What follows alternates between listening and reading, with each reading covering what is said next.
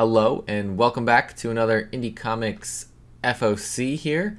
This is Jeremy Sparks Comics with you guys, and this one is going to be a little bit quicker. I only have 8 things to show you guys today, so let's get into it. First up from Image Comics, we've got Bone Orchard Black Feathers #1 from Jeff Lemire, Dave Stewart on the colors, and Andrea Sorrentino on the artwork.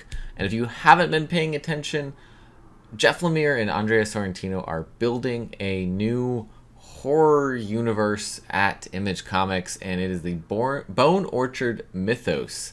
And 10,000 Black Feathers is the first ongoing series for that universe. I believe it's ongoing. It does not seem to indicate that it is a mini-series here.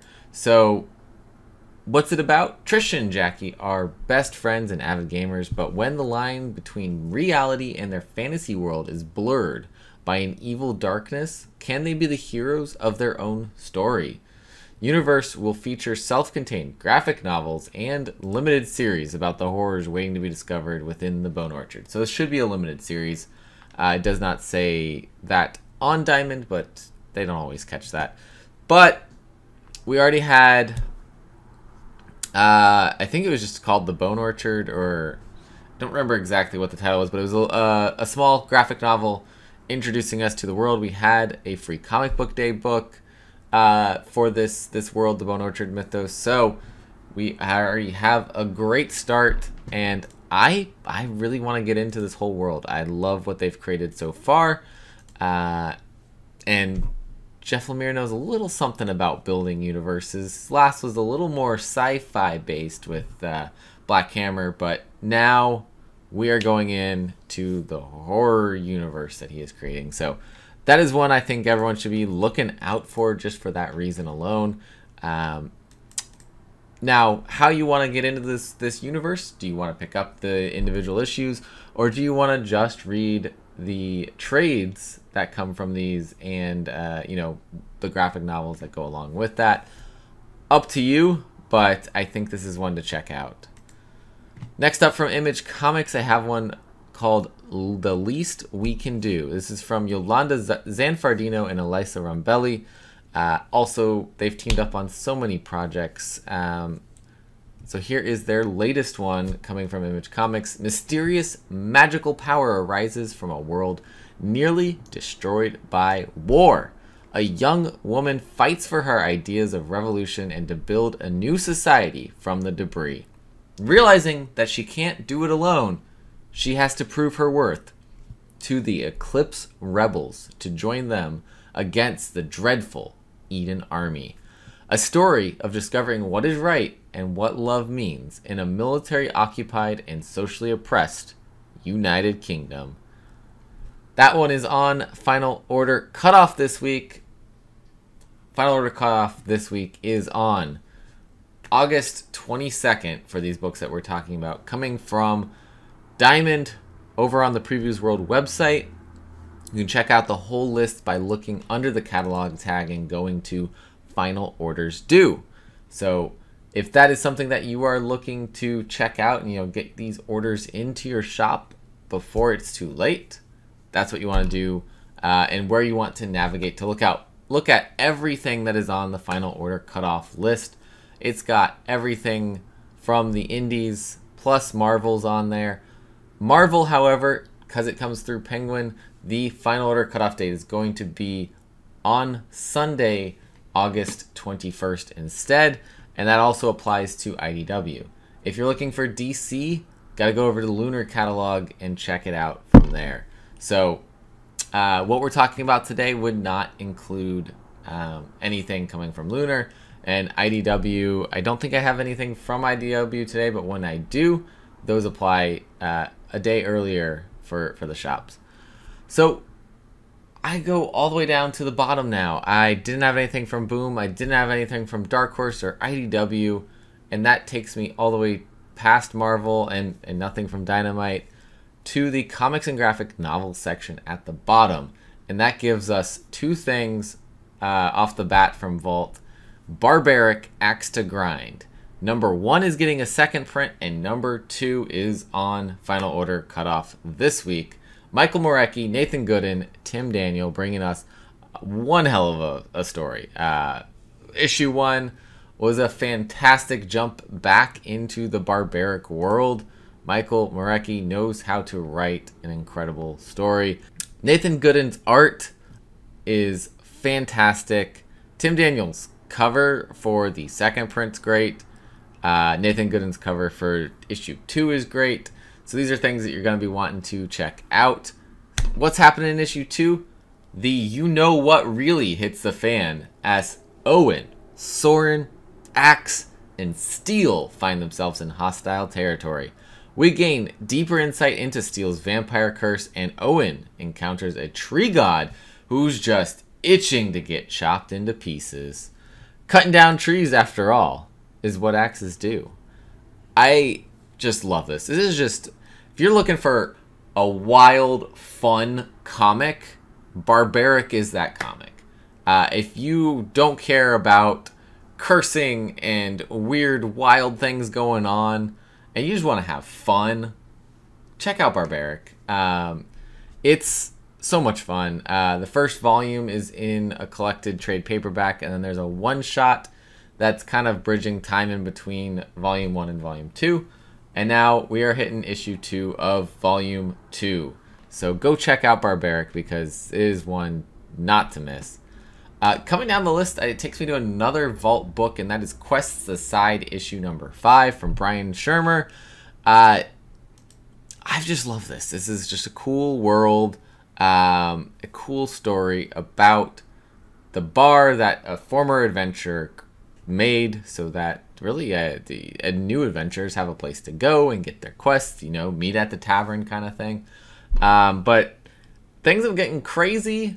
The king is trying to take the bar from him to use as barracks for his soldiers, and it turns out maybe there's a little bit of a history between the king and our bar owner here, or tavern owner here, Quests Aside owner. His secret's out. His friends are angry. Barrow stands alone. The king has arrived to claim what's his, and he's brought a few thousand friends. Did I say friends? I meant soldiers. Will this be the last call at Quests Aside? Now, I was looking, and I don't think I finished looking. I don't think this is the last issue, though. I think we got one more issue after this, and that should probably be a 6-issue arc. Seems like that's where it would go, but I just searched Quests Aside, and Diamond says there's nothing here. Bizarre. All right. But I believe that it doesn't sound like the last issue. Seems like we're getting close to that, though. Moving forward, going down the list, we got Samurai Doggy number 2 from Aftershock Comics. Chris Tex and Santos. If you didn't read this book when it came out last week, you need to go back, pick that up from your shop, because Samurai Doggy is phenomenal. Santos's art, just fantastic. Action sequences, just details in the scenes. Everything that you're looking for from a samurai dog versus robots kind of story is here.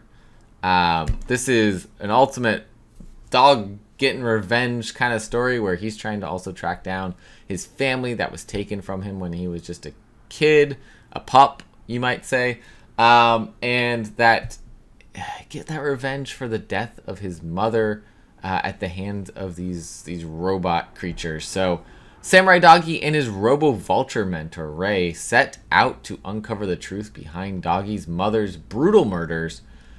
He first must unravel a gangster scheme within a popular amusement park. But will he be able to take down the gang, or will they take him down first? Of course, it's always got to be that distraction. You know, he's trying to get his mission done, but somebody doesn't want him to. Someone's taking him somewhere else with this, and that's going to be a problem for him to figure out. I did just finally get the search for Quests Aside to work, and 5 actually is the last issue showing up in the system here. So That could be it here coming up. I do not see an issue 6 listed. So, maybe it is last call. Moving on, we go Scout Comics here with She Bites #2. Hedwig Hale writing and Alberto Hernandez on the artwork. Desperate to make enough money to go to Scotland and kill herself after not getting into her dream college, Brenda Zelinsky has just agreed to take a babysitting job for Elsie Baker, a 134-year-old vampire in the body of a 9-year-old. Sick of being unable to go out and about without being hassled by adults, Elsie pays her babysitter to take her to the local mall so she can get some shopping done without being reported lost by security. What begins as a light-hearted night shopping for CDs and Chia Pets turns into a night neither will ever forget. Will Elsie be able to convince Brenda she shouldn't end her life? Will Brenda's bully have the last laugh? What outfits will they buy in the obligatory friendship shopping montage? Issue 1 of this was fantastic. The kind of humor that's thrown in there, the Brenda just not really caring that there's dead bodies and that Elsie's a vampire and kind of just like, oh, whatever, well, I was going to kill myself, so, I can babysit a vampire. Why not? Super enjoyable. Coming to the last one on the list, There's Something Wrong with Patrick Todd, issue #3. Ed Brisson, Gavin Guidry bringing this to us from Aftershock Comics. It's Patrick versus Zeus. Where did the machete-wielding maniac Zeus come from, and how does he know so much about Patrick? Secrets about Patrick, his mother, and his telepathic powers begin to bubble to the surface. Even if Patrick manages to survive, he'll never be the same again. Issue 2 definitely revealed some interesting things about Zeus and how he may be related or know Patrick Todd. This seems to be probably about halfway through. A lot of Aftershocks books have been 4 issues, and that's what it kind of looks like in the preview system right now.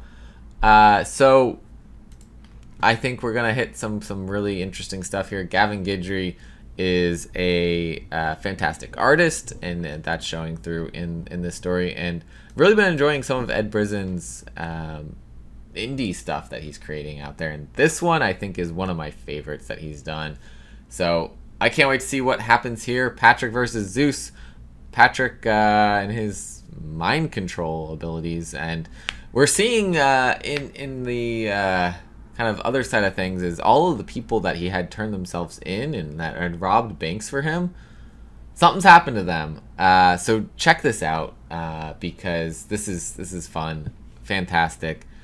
Interesting story, crazy implications of the power usage. So I'm enjoying it, and I think you guys should check this one out. And that's it. That is everything on Final Orders Due, Final Order Cutoff today for indie comics that I think you guys should be checking out. So thank you for watching. As always, collect what you love, and see you next time.